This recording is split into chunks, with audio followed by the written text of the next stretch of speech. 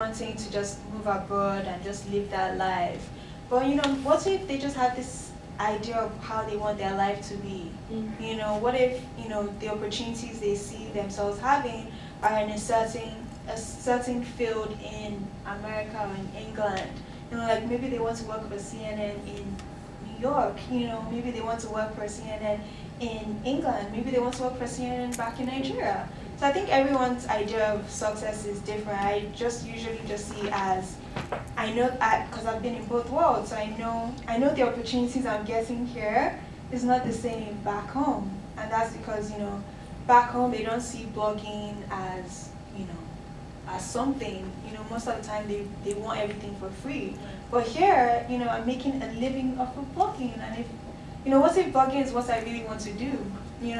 And, there are people in Nigeria making a living through blogging, but then again, it goes back to what's your idea of success or what's the dream for you. And that's why it's nice if you get the opportunity to have both worlds.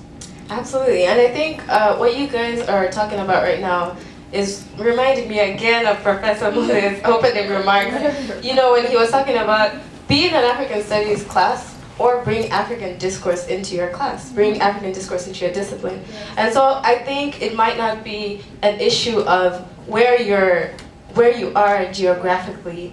It's where is your heart in what you're doing, and is Africa in it? Are you bringing in African voices? Is Africa in it? Yeah. You sound like you wanna say something about that. Is Africa in it? Yeah, because it just comes to mind. There's actually a really good makeup artist, I forgot her name, in Nigeria, same in Cameroon. Makeup is a profession. Like, you ask a Cameroonian, they're like, what are you talking about? She went and she studied, and then she came back and started a makeup school. I'm like, and now it's like a field of makeup school. Where is your heart at? And is Africa in your heart? I think one thing that we should never forget is Africa. Like, let's not lose that. You know what I'm saying? Just like you're saying, geographically, wherever you are, if that is your passion, understand that. Don't leave it behind. It needs you. Yeah. Yeah, and that's a word for me, because I think, first of all, I'm someone who's just here for college, and then I'm getting out of here and going back to the continent. And I also come from one of the poorest countries in the world. Very realistically speaking, I think it's a safe space. I come from Malawi, and so I think this is a safe space. I won't say that to a crowd of white people. I'm not gonna go reinforce that narrative, but I think we all live here.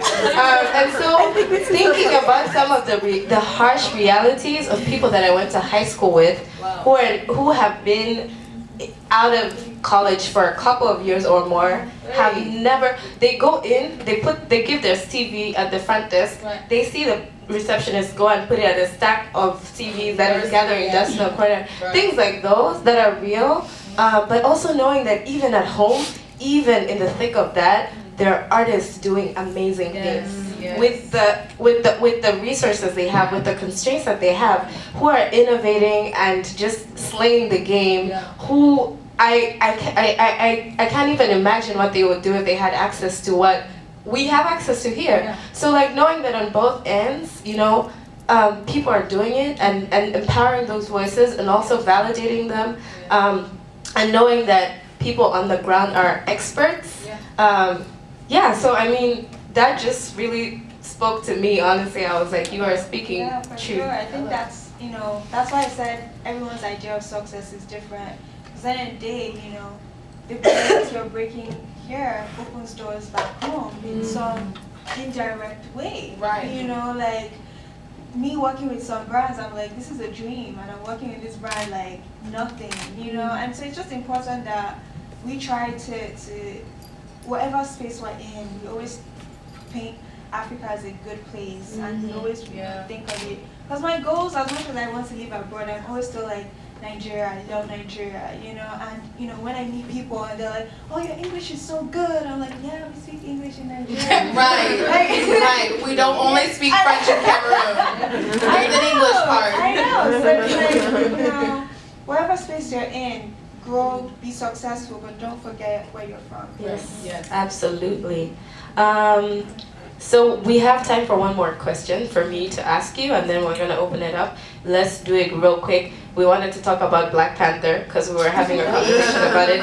And on Thursday, we actually had a guided tour in the museum where we looked at African art pieces, and we were asking questions like Killmonger asked when he went into the museum and asked, actually someone said, he was gonna get the piece off the museum. This black man is in a museum talking to a white curator and saying, don't worry, I'll take it off your hands. Right. And she said, oh, it's not for sale. And he said, it wasn't for sale when your ancestors took it from mine.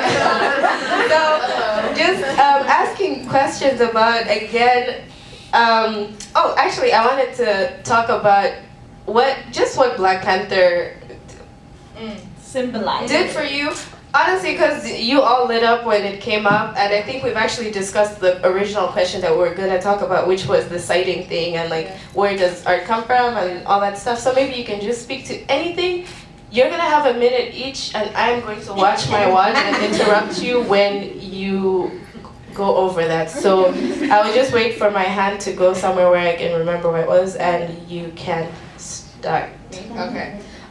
Number one thing, it spoke a lot, but number one thing was the relationship between African Americans and Africans. I'm screaming, I was gonna say that. So, you're wasting my time. Literally because I'm a Cameroonian American. I came to America when I was 6. So I have this relationship with African Americans as in sharing their African Americanness, but at the same time I went home and I was African. So when I watched that movie, it really touched me in the sense that like we are so disconnected, and it hurts because the first people to make fun of my Africanness were African Americans, but yet I still relate to them. They still relate to me. You know, it was cool to be African when it was cool, and then it wasn't. So it just spoke to me that like the kinship that we have. But at the same time, like the hurt spaces, like I said, that they were the first to make fun of me. But at the same time, I hear their relationship in the sense that Africans generally, in their mind, don't think that like they're worth anything. Like and yes, my parents even like have prejudged and stereotyped African Americans. So yeah, I think it's so unfair for me to give people 1 minute. I'm so sorry. So what if there's something that they say that you really want to hear more from? Engage them in the Q&A. Like you can talk about this. You can even cheat and like someone asks you, so tell us about the politics of this, and you say, so as I was saying about Black Panther. Yeah. And so you say kinship, and I heard somebody talk about kinfolk and skinfolk, and I was so fascinated by those two terms, and just I think that's such a nice like way to frame that.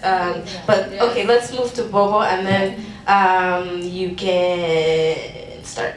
Yeah, I think there was that, but also it really brought into question this idea of are Black people, but particularly Africans, responsible for the Black diaspora as a whole, and it also brought into question this idea of isolationism versus internationalism, and whether we should be isolated or whether we should integrate within the rest of the world.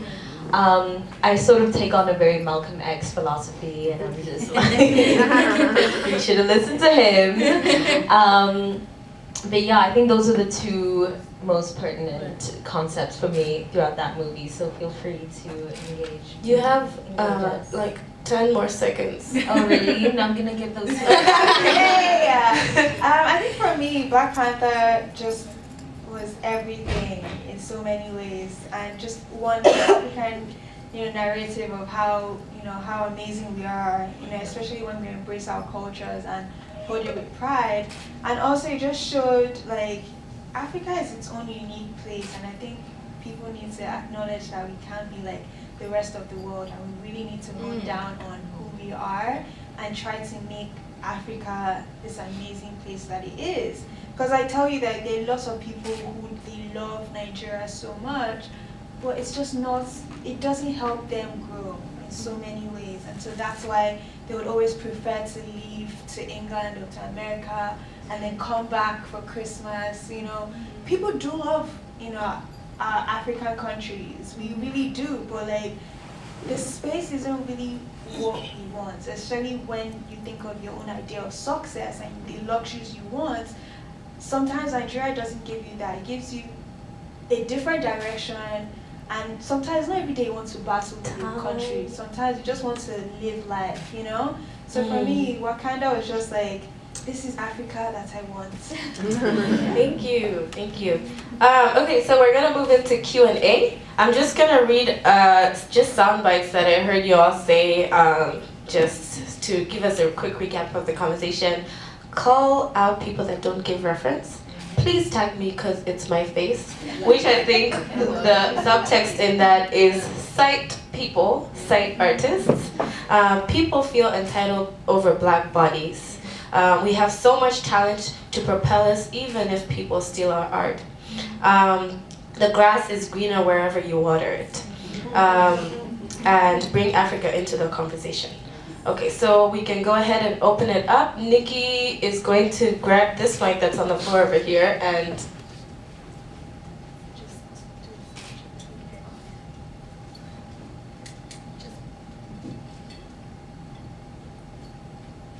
and you can raise your hand, she'll bring you the mic, and then we will answer. Or depending on this one. Hi, my name is Caitlin. I'm a sophomore at Smith, and you were talking about reclaiming your narrative. So how do you reclaim your narrative after it becomes something that you didn't want it to become? Wow.